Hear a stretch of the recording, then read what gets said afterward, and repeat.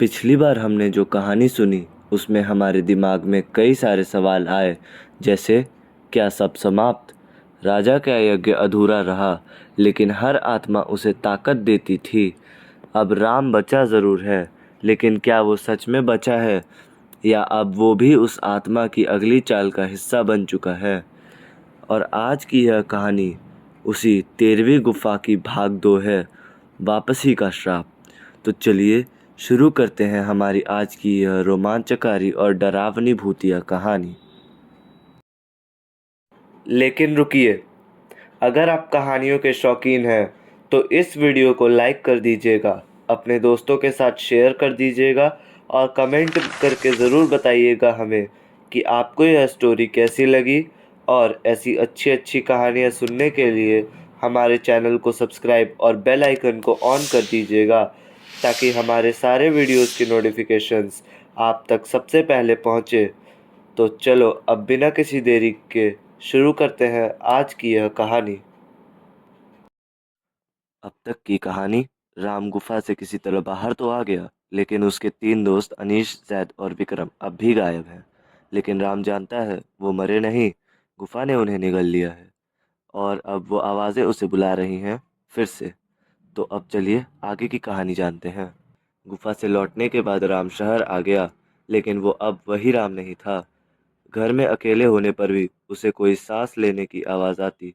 उसके दिमाग में 3 नाम गूंजते रहते, अनीश, जैद, विक्रम। दीवारों पर हल्के धब्बे जो रात में आकार लेने लगते। राम हर दिन गुफा से जुड़े कुछ पुराने दस्तावेज खोजता और एक दिन एक पुराना फटा हुआ नक्शा मिला।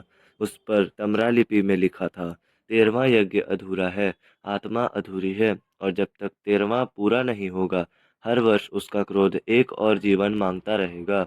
राम ने ठान लिया था वो लौटेगा, लेकिन अकेला नहीं। कविता शर्मा, पुरातत्व और प्राचीन गुफा लिपियों की विशेषज्ञ, उसने तांत्रिक यज्ञों पर डॉक्टरेट किया था।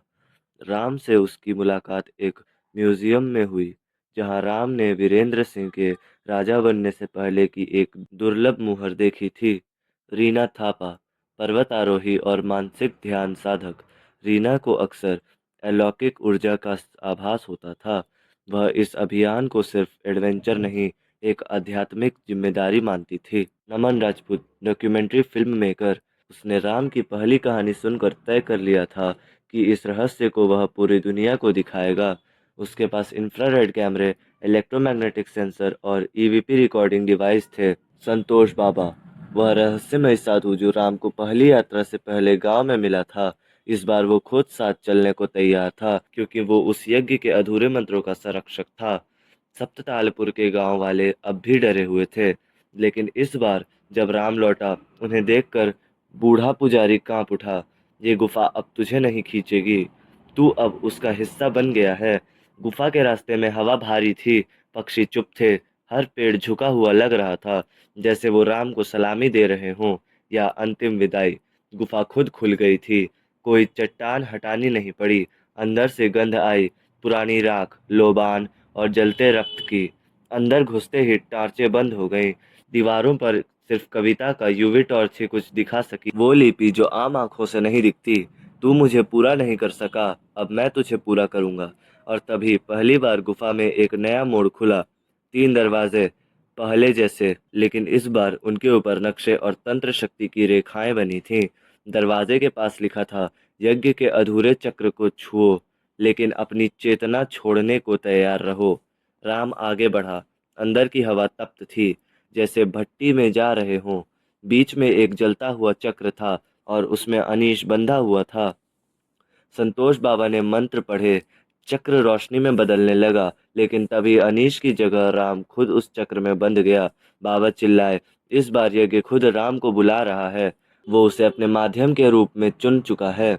कविता ने पवित्र राख डाली, रीना ने ध्यान से मंत्र दोहराए और नमन ने इंफ्रारेड स्क्रीन पर देखा। एक छाया राम के भीतर समा रही थी। राम को जब होश आया, उसकी आंखें लाल थीं। अनीश आज़ाद हो चुका था, लेकिन राम अब बदला हुआ था। उसके हाथ की नसों में कोई काली रोशनी घूम रही थी। कविता ने फुसफुसा कर कहा, अगर अगला दरवाज़ा खोला तो शायद राम अब राम ना रहे। दरवाजा खुलते ही घना नीला कोहरा अंदर फैल गया। विक्रम एक छाया चित्र में उल्टा लटका था। उसके सिर से खून नीचे गिर रहा था, लेकिन उसके होठ हंस रहे थे। वो बार बार कह रहा था, राम तुमने हमें क्यों छोड़ा। राम ने हाथ बढ़ाया और अचानक पूरा कमरा विकृत हो गया। दीवारों से डरावने चेहरे निकलने लगे। रीना का होश चला गया और नमन की रिकॉर्डिंग डिवाइस जल गई। बाबा बोले, ये आत्मा अब विक्रम की शक्ल में अपनी छाया भेज रही है और राम को उसकी जगह बनाने की कोशिश कर रही है। अब बचा जैद का दरवाजा, पर गुफा बदलने लगी। रास्ते चल रहे थे, छत से शब्द गिरने लगे। 13वीं अधूरी, यज्ञ, बलिदान। राम अब खुद अपनी पहचान भूलने लगा था। रीना ने उसके माथे पर मंत्रों की रेखा लगाई। तभी थोड़ी देर के लिए शांति आई, पर अब सबसे बड़ा यज्ञ बाकी था।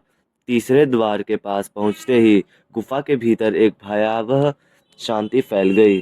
द्वार पर लिखा था, यहाँ से कोई भी पूरी तरह नहीं लौटता, एक हिस्सा जरूर पीछे रह जाता है।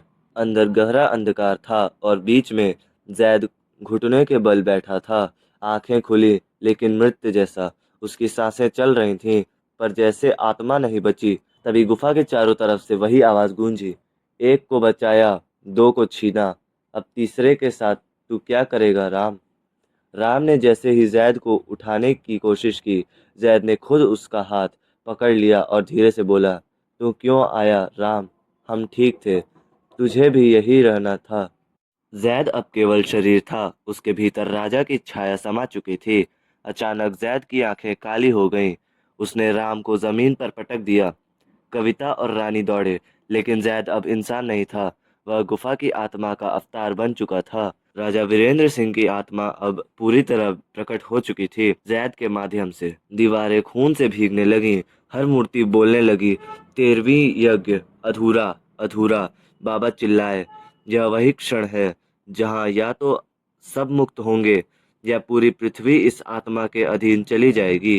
राम ने अपने पास की मिट्टी उठाकर माथे पर लगाई और अंतिम मंत्र पढ़ना शुरू किया। वही मंत्र जो अधूरा था, जिसे राजा ने कभी पूरा नहीं किया था। जैद जोर से चिल्लाया, उसकी देह कांपने लगी। गुफा की आत्मा बोली, एक बलिदान बाकी है, तू नहीं देगा तो मैं लूंगा। तभी कविता ने आगे बढ़कर कहा, राम मैं बलिदान देने के लिए तैयार हूँ, तू ही हमारी आखिरी उम्मीद है। राम चौंका। रानी भी तैयार हो गई, पर राम मुस्कुराया और बोला, अब नहीं, अब बलिदान कोई और नहीं देगा। यह 13वां यज्ञ मैं खुद पूर्ण करूंगा, अपनी आत्मा से। राम ने जैद को गले लगाया और अपनी आंखों में देखकर बोला, अगर तू मुझ में आना चाहता है तो आ जा, लेकिन इस बार मैं तेरे भीतर नहीं, तू मेरे भीतर समा जाएगा। राम ने अंतिम मंत्र पूरे विश्वास से पढ़ा। पूरी गुफा रोशनी से भर गई। जैद बेहोश हो गया और राम अंधेरे में चला गया। अगली सुबह रीना, कविता और अनीश बाहर पहाड़ी मंदिर पर पड़े थे। तीनों जिंदा थे। गांव वाले इकट्ठा हुए। सबसे बड़ा चमत्कार था, गुफा बंद हो चुकी थी हमेशा के लिए। जिस पर लिखा था, 13वां यज्ञ पूर्ण हुआ, आत्मा मुक्त हुई। पर जो माध्यम बना वो अब खुद गाथा बन चुका है। राम। 3 साल बाद एक किताब आई, 13वीं गुफा सत्य कथा। लेखक राम, लेकिन कोई नहीं जानता वो किताब किसने छापी। और उस पर लेखक की फोटो, उसकी आंखें अभी भी एक लाल और एक काली थी। समाप्त या नई शुरुआत। गुफा अब नहीं रही, पर 13वें यज्ञ का चक्र कभी रुकता नहीं। क्या राम आत्मा को समेट चुका है, या वह खुद अगली पीढ़ी के लिए 13वां द्वार बन चुका है।